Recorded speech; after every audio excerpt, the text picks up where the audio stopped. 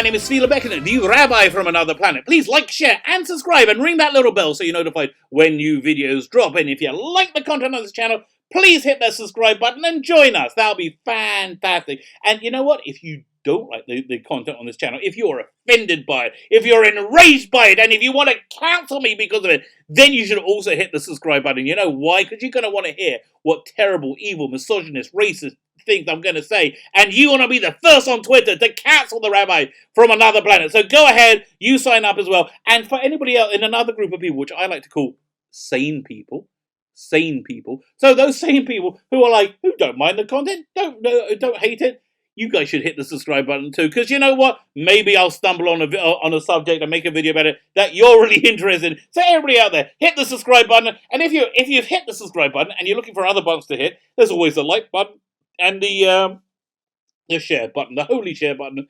Blessed be its name.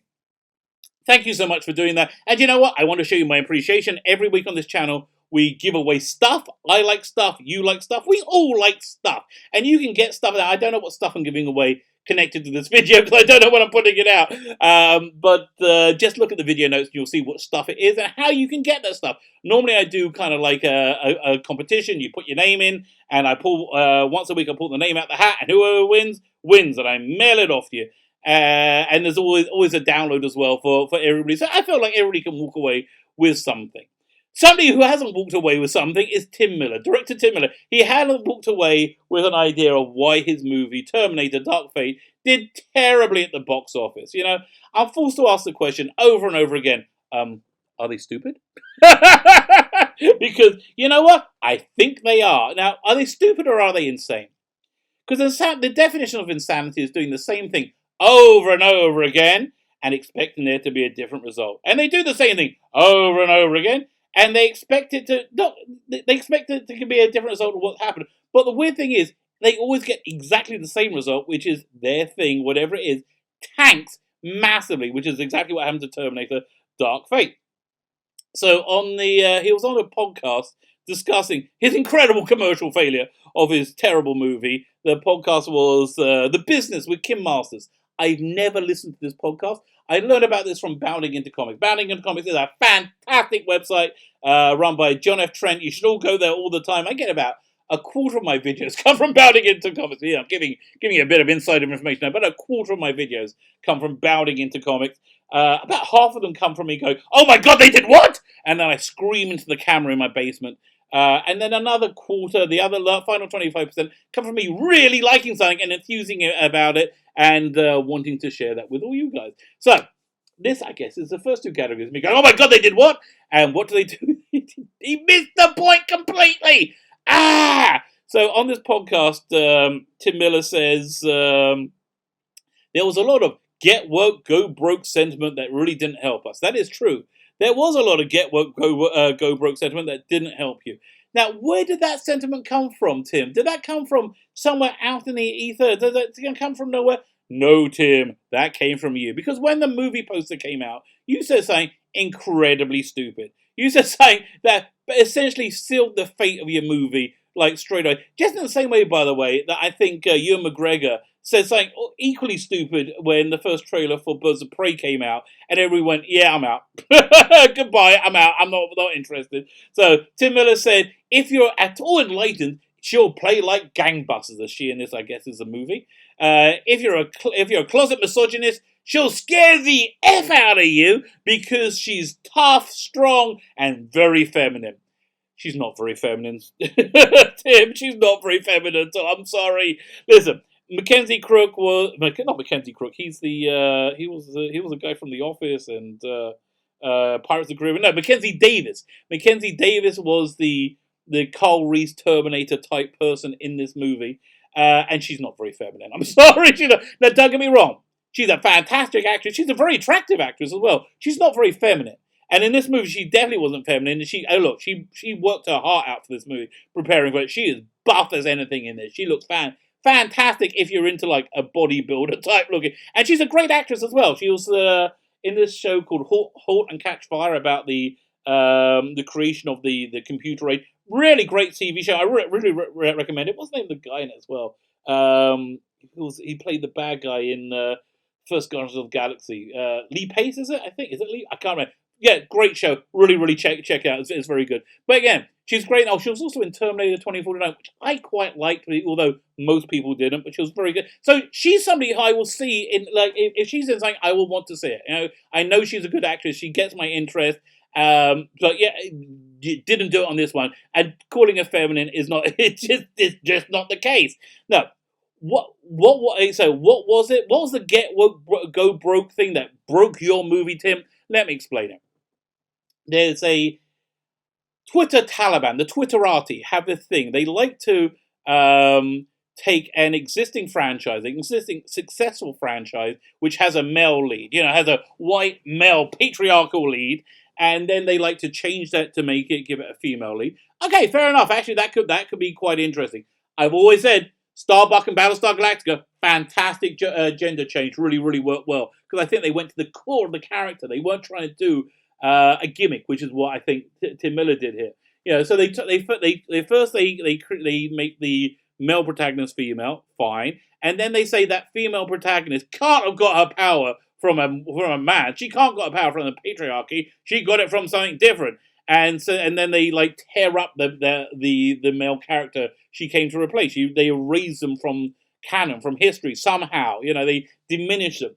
And that is the get woke go broke thing that people are so disgusted with and so sick of. People like me, because you're playing to a crowd, the Twitterati, who don't want to see your damn movie. They don't care about the movie. They're not going to put their money into it. We're your audience, and we don't want to hear this dumb, stupid message that we've been terrible to women all our lives, and we're from a society that has a societal prejudice and hatred of women, because we aren't. I'm sorry. I'm not a best student of history, but I can't think of a group of people anywhere in the annals of history who are more privileged than white, college-educated women are in 2020 Western world. I can't think, and I'm being completely honest. Like, go back in time to Pharaoh. Pharaoh, from Ten Commandments, played by Yul Brynner in that great Ten Commandments movie. So I've spoken, so shall it be. I love that movie. It's so stupid, but I love that movie. Something like that with supreme power of life and death over everyone is less privileged than a white college-educated woman is in America in 2020. That's just the way it is, mate. I'm sorry. I'm so sorry that's the world we live in. But okay. I'm not to say white college-educated women are immune from experiencing any prejudice or adversity or abuse. No, you're not immune from it. But you know who else isn't immune from it? Everybody else! No one is immune from experiencing prejudice, from experiencing abuse, from experiencing hardship. No one's immune from it. And if you can show me, a group based on their skin color or their gender, their ethnicity, their religion, that are, firstly, I'll join it, yes. and secondly, well, if I can join it, and secondly, I just don't think it exists. So there is no secondly. I'm sorry. I don't know why I went secondly, because there is no secondly. So let's hear what Tim Miller had to say. Bloody idiot. They were comparing this to the Sonic the Hedgehog movie a bit. Oh, fine. So he said there was a lot of issues about having 3 women in lead positions and all that stuff. No! Nobody cared about having women in lead positions. However, I would say the third lead in it, the John Connor character, who was it? Played by Natalia Reyes. Natalia Reyes. she looked ridiculous in the movie. She looked literally like a Bratz doll. She was tiny, and like she looked like she wouldn't be able to fire one of the guns. I'm sorry, that's just what she looked like. That's just the way it was. It wasn't me who made the damn movie. It was you, Tim, you bloody idiot.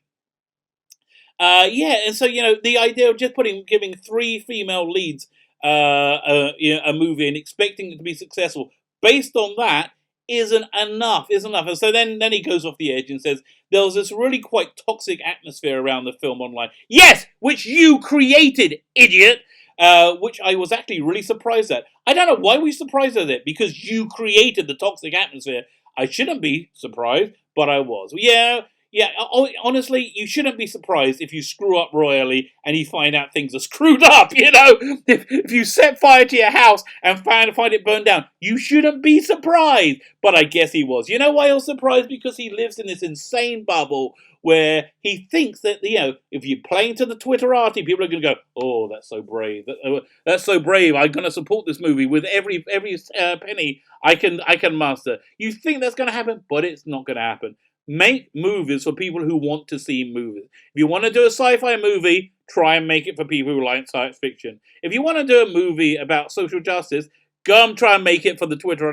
And I'm intrigued to see how many of them will actually go see it. So far, you keep trying to infect other genres to try and sneak in your ideological bullcrap, and it's really not working. I'm sorry, it's really not working. Well, why don't you just make a movie straight, like Knives Out? You know, Knives Out was a movie made for them, and they all lapped it up. So go ahead and do that. Leave movies that are traditionally made for me alone, and just keep making them for me, and I will keep seeing them. I will pay you to see them. There was an unconfirmed a rumor, and it really is unconfirmed because I have a neighbor who was just at Toy Fair in New York. I asked him to go and check around about it, and he couldn't confirm it, which I'm really gutted. I really hoped it was true. That McFarlane Toys let their Star Trek license lapse, and they said Todd McFarlane himself sent a note to CBS saying, "You have a legions of fans who are aching to give you money for your product, and you're not making it for them, and so they're turning you away." You know, that's basically the message we're trying to give you.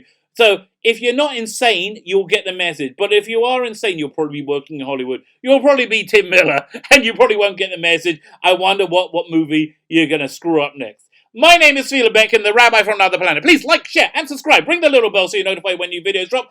And have yourself a fantastic day.